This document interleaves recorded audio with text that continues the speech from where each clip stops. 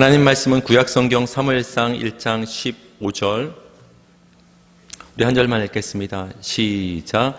한나가 대답하여 이르되 내 주여 그렇지 아니하니이다. 나는 마음이 슬픈 여자라. 포도주나 독주를 마신 것이 아니요 여호와 앞에 내 심정을 통한 것뿐이오니. 아멘. 오늘 말씀의 제목은 마음이 슬픈 자, 마음이 상한 자, 통회하는 자, 겸손한 자라는 제목으로 하나님의 말씀을 전하도록 하겠습니다. 사무엘의 어머니 한나가 사무엘이 잉태되고 태어나기 전에 무자한, 자식이 없는 자신의 처지를 가리켜서 나는 원통하고 격분됨이 많다. 그래서 나는 마음이 슬픈 여자라고 말을 했죠. 이 한나가 자신을 가리켜서 나는 마음이 슬픈 여자라고 했을 때 이 슬프다는 말은 단순히 감정의 말이 아닙니다. 여기서 나오는 이 슬프다는 말은 원래 어렵다, 무겁다, 농경 문화에서 나온 말인데 소가 일을 할 때 멍에를 매죠. 적당한 무게가 돼야 이렇게 소가 멍에를 지고서 밭일을 할 텐데 소가 질 수 없을 정도로 무거운 멍에를 메어주면 소가 반항을 합니다. 너무 무거워서 힘들어서. 이렇게 소가 반항할 정도로 무거운 멍에가 메어진 상태가 슬프다라는 뜻이에요.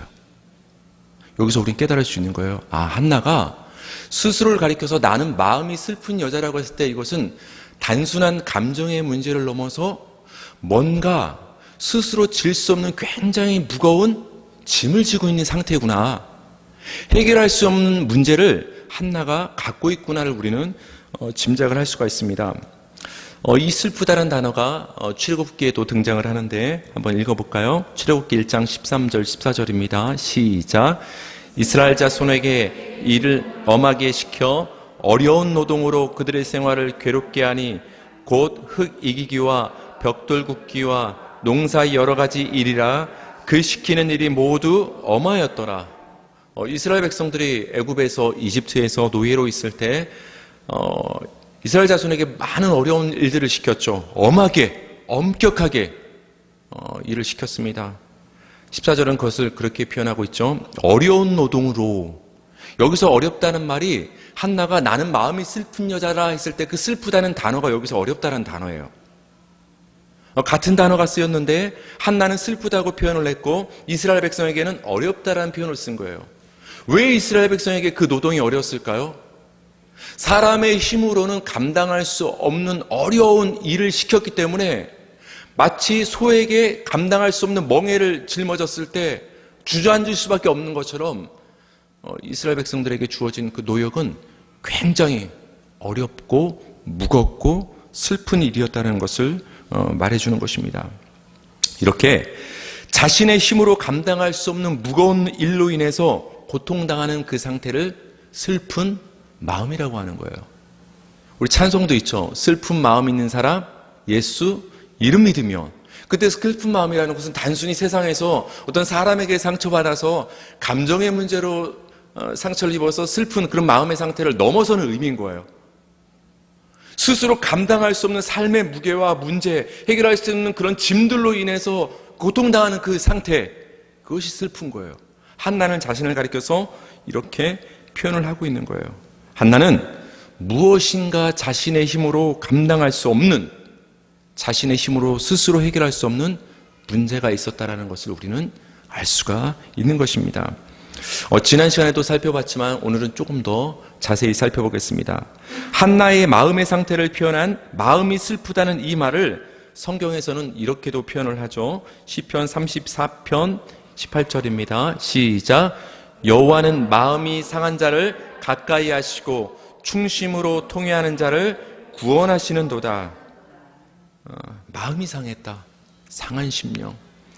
이 말은 다시 한번 말씀을 드리지만 어떤 사람의 어떤 상처받는 말로 인해서 마음이 위축되고 어떤 마음이 상처받는 그런 감정의 의미를 넘어서는 의미가 있다고 말씀을 드렸어요.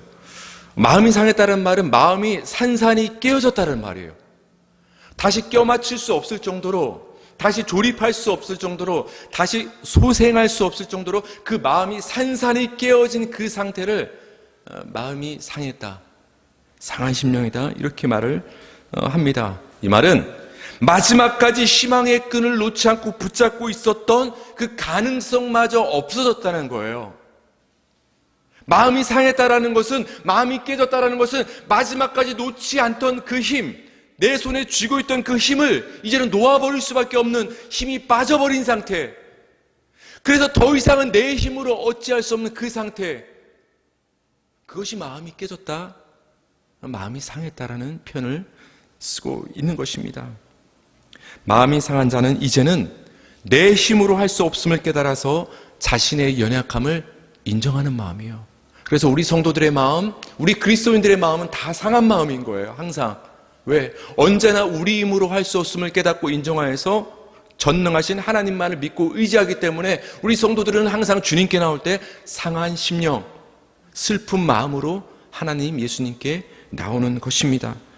누군가의 도움이 없으면 안 된다는 것을 깨닫고 인정하는 그 마음이 슬픈 마음이요, 상한 심령이라는 거예요.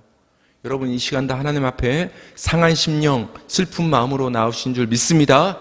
그 마음을 하나님이 만져주시는 거예요. 여기 표현을 보니까 여호와는 마음이 상한 자를 가까이 하시고, 또 하나 나오는데 충심으로 통회하는 자를 구원하신다. 여러분, 통회한다는 말이 무엇이죠? 먼저 떠오르는 말은 그것이죠. 뉘우친다. 죄를 뉘우치는 그 마음이 통회죠. 맞습니다. 통회하는 자라는 이 말은 죄를 뉘우치는 자를 의미하는데, 정확히 표현을 하면 그런 마음이 있어요. 아까는 그 마음이 상했다는, 마음이 깨졌다잖아요. 그거보다 더 심해요. 여기서 통회란 말은 어떤 의미냐면은 마음이 분쇄되는 거예요. 분쇄가 뭐예요? 믹서기에다 야채나 과일 같은 거 넣고서 이렇게 막 믹서기를 돌리면 어떻게 돼요? 순식간에 완전히 가루가 돼서 형체를 알아볼 수 없을 정도로 분쇄가 돼버리죠. 그 분쇄되어버린 과일과 그 채소, 야채를 다시 모양을 만들 수 있어요? 이게 만들 수 없는 거예요. 그 정도로 마음이 깨져서 완전히 분쇄되어서 먼지처럼 돼버린 상태를 통회하는 마음이라고 하는 거예요. 하나님, 나 이거 잘못했습니다. 그때 내가 괜히 왜 그렇게 했을까? 단순히 후회하는 마음을 넘어서 통회하는 심령을 하나님께 나온다라는 것은 그 마음이 가루처럼 먼지처럼 완전히 분쇄되어서 모든 힘을 잃고서 하나님의 은혜가 아니면 살 수 없는 그 연약한 심령의 상태로, 믿음의 상태로 하나님께 나온 자를 가리켜서 통회하는 자다, 이렇게 말하는 거예요.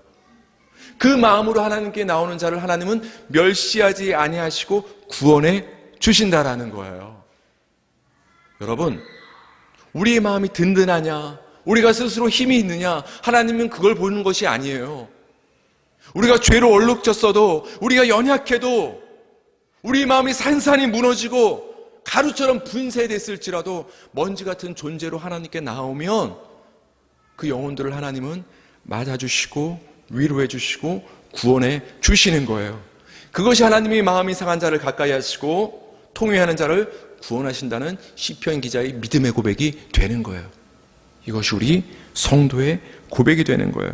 여러분, 다시 한번 말씀을 드리지만 죄라는 것은 행위의 문제가 아니라 존재의 문제예요. 죄인됨은 여러분 무엇으로 드러날까요? 우리 모든 인간의 죄인이라는 것은 죽음으로 드러나는 거예요. 겉으로는 사고가 나서 죽고 연수가 차서 죽고 병들어서 죽는 것처럼 우리 모든 인간들이 보이지만, 인간이 모두 다 죽음 앞에 평등하고 언젠가는 죽음을 맞이하게 되는 그 이유는 뭐냐? 모든 인간은 죄인이기 때문에 그래요. 죄라는 것이 죽음으로 드러나는 거예요. 그렇기 때문에 죄인은 스스로 생명을 얻을 수 없는 거예요. 죄인은 사망을 낳을 수밖에 없기 때문에 죄인은 스스로 생명을 얻을 수가 없는 거예요.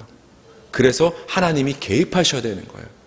하나님으로부터 생명을 얻을 수밖에 없는 거예요. 우리가 노력해서 생명을 만들어내는 것이 아니라 우린 죄인이기 때문에 하나님이 생명을 주셔야만 우리는 생명을 얻을 수가 있는 거예요. 그래서 예수 그리스도를 우리에게 영생으로 생명으로 하나님께서 보내주신 것입니다. 통회하는 자, 죄를 뉘우치는 자는 자신의 죄인됨으로 인하여서 자신의 어떤 노력과 행위로도 스스로 생명을 얻을 수 없음에 대한 애통인 거예요. 그냥 단순히 내가 왜 그때 그걸 행동했지, 왜 그걸 아직까지 못 끊고 있지, 어떤 내 행위에 대한 그런 후회와 뉘우침의 정도를 넘어서서 나란 존재가 죄인이기 때문에 내 스스로는 절대로 의로워질 수가 없구나, 내가 아무리 노력해도 하나님의 자녀가 될 수 없구나, 내가 아무리 노력해도 스스로 의로워지고 생명을 얻을 수가 없구나, 내 힘으로는 천국에 들어갈 수 없구나, 이대로 가다가 나는 저 영원한 지옥에 들어가서 영원한 형벌을 받을 수밖에 없구나, 나는 이렇게 비참한 존재구나, 이런 자신의 죄인됨을 깨닫고 그로 인한 그 마음의 애통, 나의 할 수 없음에 대한 인정, 그래서 누군가를 바라볼 수밖에 없는 그 마음의 상태, 그거를 통회라고 하는 거예요. 통회. 여전히 자신의 가능성을 갖고 있으면서 내가 저번엔 이렇게 잘못했지만 이번에는 후회하고 다시는 그렇게 행동 안 하고 잘해야지, 그 마음이 성경이 말하는 통회가 아니에요. 아무리 노력해도 어찌할 수가 없구나, 누군가 나를 끌어주지 않으면, 누군가 나를 살려주지 않으면 나는 죽을 수밖에 없는 죄인이구나, 그 깨달음, 거기로부터 비롯되는 누군가를 바라보는, 절대자를 바라보는 그 마음, 그것을 통회하는 심령이라고 하는 것입니다.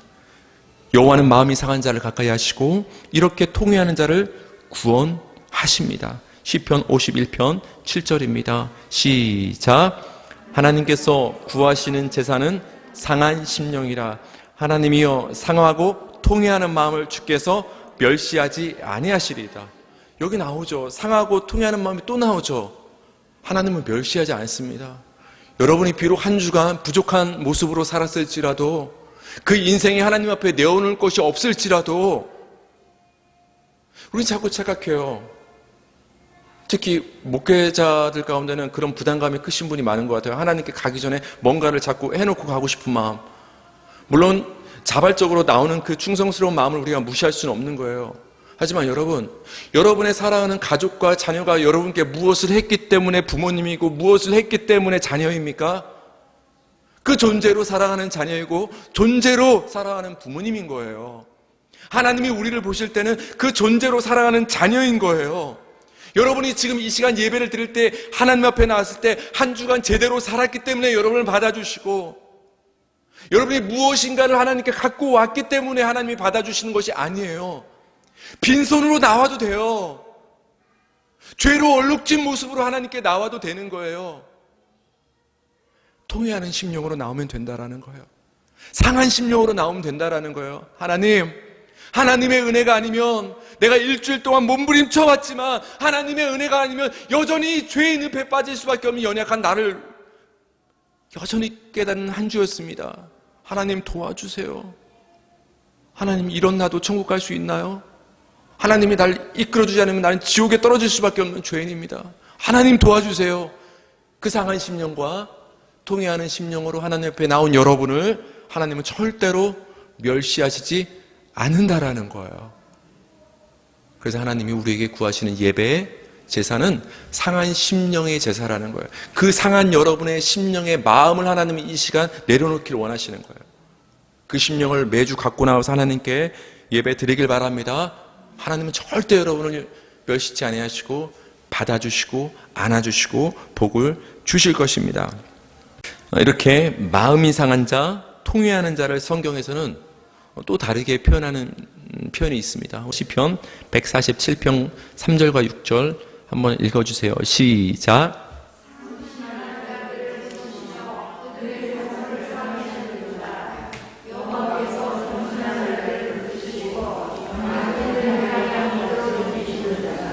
아멘. 여러분, 밑줄 그은 부분을 보시면 3절은 상심한 자들을 고치시며 6절은 여호와께서 겸손한 자들을 붙드시고, 상심한 자의 동의어는 뭐다? 겸손한 자구나. 여러분 생각을 해보세요. 자신의 죄인됨과 불가능과 연약함으로 인해서 자신의 모든 가능성마저 분쇄되어 버리고 놓아버린 그 자가, 산산이 마음이 깨어진 자가 어찌 겸손하지 않을 수 있겠어요? 아직도 힘이 있다고 생각을 하니까, 아직도 가진 것이 있다라고 생각하니까, 아직도 하나님 없이도 살 수 있다고 생각하니까 인간은 교만한 거예요. 마음이 산산이 깨어버린 자, 하나님의 은혜가 아니면 살 수 없다고 깨달은 그 뉘우치는 통회하는 자는 겸손할 수밖에 없는 거예요. 그래서 상한 심령을 가진 자, 마음이 상한 자가 곧 성경이 말하는 겸손한 자가 되는 거예요. 이사야 57장 15절 한번 읽어볼게요. 시작. 내가 높고 거룩한 곳에 있으며 또한 통회하고 마음이 겸손한 자와 함께 있나니 이는 겸손한 자의 영을 소생시키시며 통회하는 자의 마음을 소생시키려 함이라. 그렇죠. 제가 동의어라고 했죠. 통회하는 자와 이번엔 겸손한 자가 같이 나오죠. 아까는 마음이 상한 자와 겸손한 자가 같이 나왔는데, 마음이 상한 자가 통회하는 자고 통회하는 자가 겸손한 자구나. 근데 하나님은 통회하고 마음이 겸손한 자와 함께 계신다라는 거예요. 하나님은 겸손한 자의 영을 소생시킨다. 이게 무슨 말일까요? 통회하는 자의 마음을 소생시킨다. 소생이 뭐예요?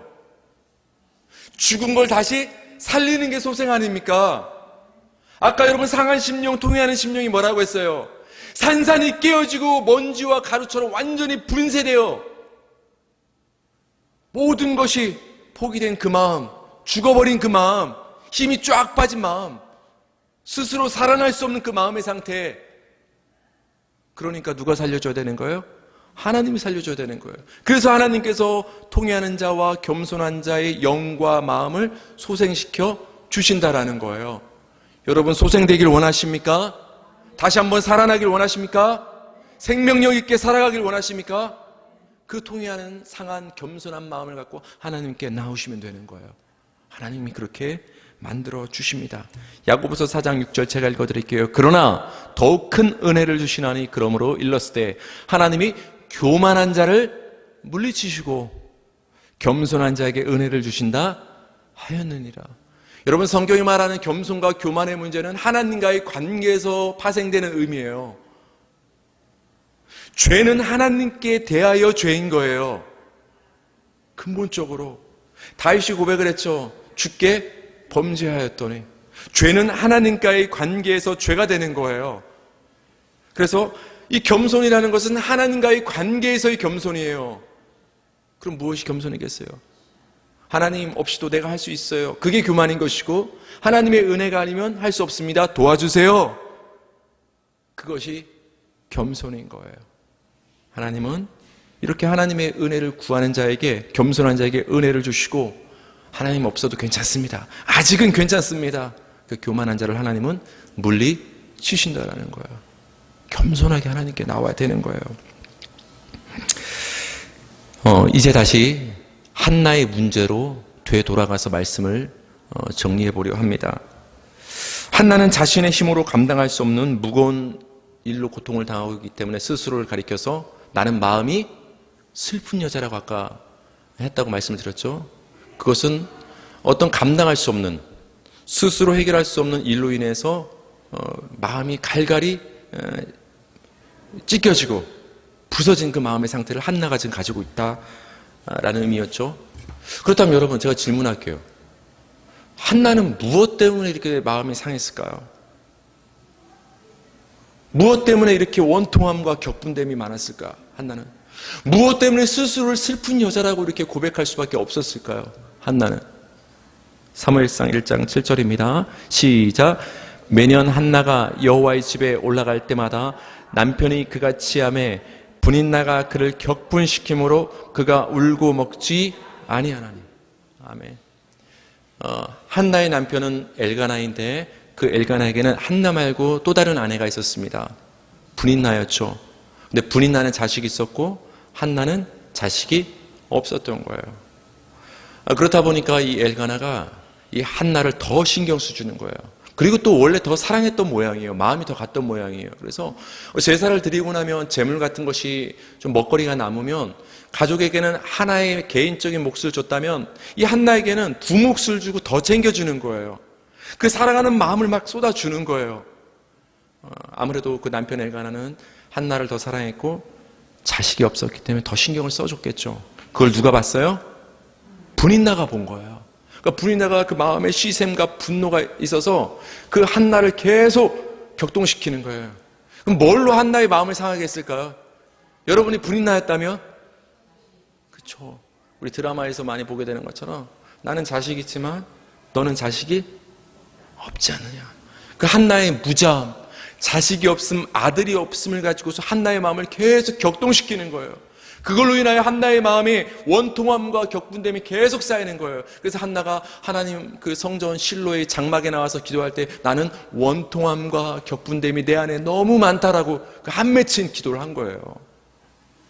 그러나 여러분, 진짜 한나가 겉으로 봤을 때는 이 분인나 대적이 한나의 마음을 격동시켰기 때문에 그 마음이 괴롭고 슬픈 것 같으나 근본적인 이유는 지금 말씀드렸던 것처럼 자식이 없기 때문이에요.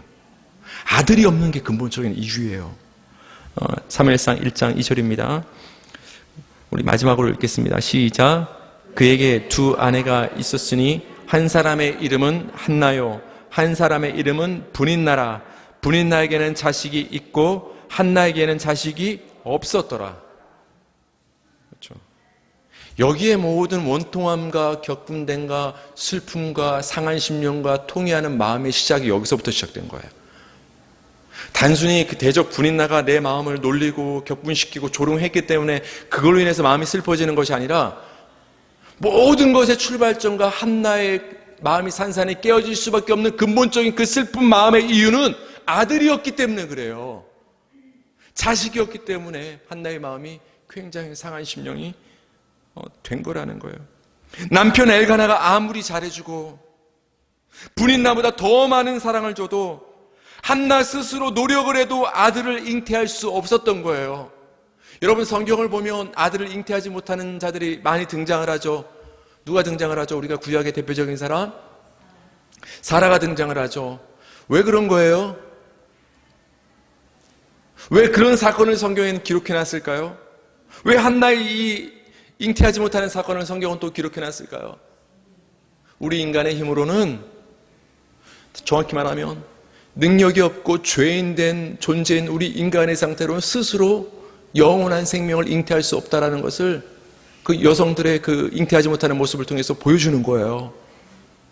한나의 단순한 잉태하지 못한 사건을 통해서 우리 성도의 상태를, 우리 인간의 상태를 보여주는 거예요. 하나님이 개입하지 않으면, 하나님이 사무엘을 주지 않으면 아들을 얻을 수 없는 것처럼 하나님이 예수를 통해서 우리에게 생명, 영생을 주지 않으면 우리는 멸망할 수밖에 없다는 것을 보여주는 것입니다. 한나는 자신의 죄인됨으로 인해서 스스로 생명을 얻을 수 없음, 아들을 잉태할 수 없는, 생명을 잉태할 수 없는 그 죄인됨에 대한 통회였던 거예요. 하나님 억울합니다. 저 남편이 불인나를 더 사랑해 줍니다. 저 불인나가 자꾸 저를 격동시킵니다. 이것이 기도의 핵심이 아니었던 거예요. 자신 안에 생명이 없음에 대한 애통인 거예요. 아들이 없음에 대한 애통인 거예요. 그 애통으로 인해서 마음이 산산이 깨졌던 거예요. 그것 때문에 슬프고 상한 심령이 된 거예요. 생명 없음에 대해서, 아들 없음에 대해서. 그럼 한나가 그 애통한 심령을 가지고서 왜 하나님께 나가서 기도했겠어요? 생명을 주실 수 있는 분은 누구밖에 없다? 오직 여호와 하나님밖에 없습니다. 그래서 마음을 쏟아놓고 기도를 한 거예요. 상한 심령으로부터 기도로 나간 거예요. 생명을 얻기 위해서. 생명을 얻기 때문에 애통하는 심령으로 하나님께 나아갔던 거예요. 한나의 원통함과 격분됨과 슬픈 마음의 근본적인 원인은 아들이, 생명이 없었기 때문입니다. 한나가 마음이 슬픈 자이고 마음이 상한 자이고 통회하는 자이고 겸손한 자가 되어서 하나님께 마음을 쏟아놓는 통곡하는 기도를 한 것은 생명을 얻기 위함이었던 거예요. 자기 스스로의 힘으로 아들과 생명을 얻을 수 없음으로 인해서 산산이 깨어지고 먼지같이 분쇄된 마음이 되어서 하나님을 붙잡았던 거예요. 그렇다면 여러분, 한나가 자기 안에 아들이 생명이 잉태되기를 간절히 소원했던 것처럼 여러분 안에 생명이 잉태되기를 간절히 소원하고 계십니까? 한나가 상한 심령을 가지고서 산산이 깨어진 심령을 가지고 그 생명을 얻기 위해서 하나님 앞에서 몸부림쳤던 것처럼 여러분은 이 삶을 살아가시면서 내 안에 그 생명의 문제를 놓고서 한나처럼 상한 심령을 하나님께 애통하며 기도하고 계시냐는 거예요. 더 나아가서 여러분의 사랑하는 가족의 그 심령 안에 여전히 예수를 믿지 않고 있는, 여전히 예수를 거부하는, 하나님을 믿지 않는, 그대로 두면 멸망할 수밖에 없는 살아가는 그 가족들의 심령 안에 아직도 생명과 예수가 없다면 그들 안에 예수와 생명이 잉태되기를 위하여 여러분의 마음은 상한 심령이 되었습니까? 그것 때문에 마음이 깨졌습니까? 그것 때문에 통회하고 있습니까? 그 생명의 문제 때문에 한나가 생명을 얻기 위해서 하나님께 통회하는 심령으로 마음이 깨져서 기도를 드렸던 것처럼 우리는 과연 사랑하는 가족의 구원을 위해서 그들 안에 예수 생명이 잉태되기를 위하여 우리는 상한 심령으로 하나님께 울부짖으며 기도하고 있느냐는 거예요. 하나님은 마음이 슬픈 자, 마음이 상한 자, 통회하는 자, 겸손한 자를 멸시하지 않으십니다. 하나님은 겸손히 기도하는 자에게 은혜를 주십니다. 여러분의 슬픈 마음, 상한 마음, 통회하는 마음, 겸손한 마음을 가지고서 하나님께 나아가서 생명의 문제를 놓고서 하나님께 간절히 기도하시기 바랍니다. 한나의 슬픈 마음과 기도를 들으시고 아들 사무엘을 주신 하나님, 다윗의 상한 심령과 통회하는 심령을 받으시고 다윗을 원수로부터 구원하신 그 하나님이 바로 여러분의 하나님이십니다. 그 하나님의 은혜가 한 주간도 여러분과 여러분의 삶과 가정 가운데 함께하길 주님의 이름으로 축원합니다. 이 시간 우리 말씀을 붙잡고 합심하여 우리 상한 심령, 애통하는 심령을 가지고 이 시간 살아가는 가족을 위해서 기도하는 시간을 갖도록 하겠습니다. 다 같이 기도하십니다.